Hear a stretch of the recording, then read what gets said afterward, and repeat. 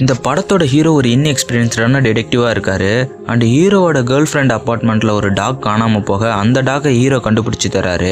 அதுக்கப்புறமா hero full டைமாக bed டிடெக்டிவாகவே ஆயிடுறாரு.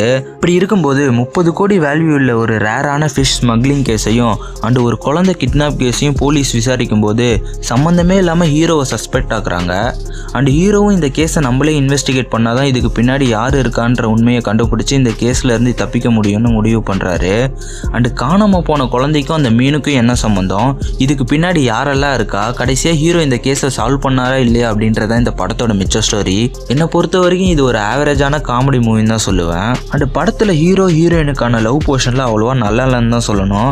அண்ட் மூவியில் லாஜிக்னு ஒன்று சுத்தமாக எதிர்பார்த்துறாதீங்க.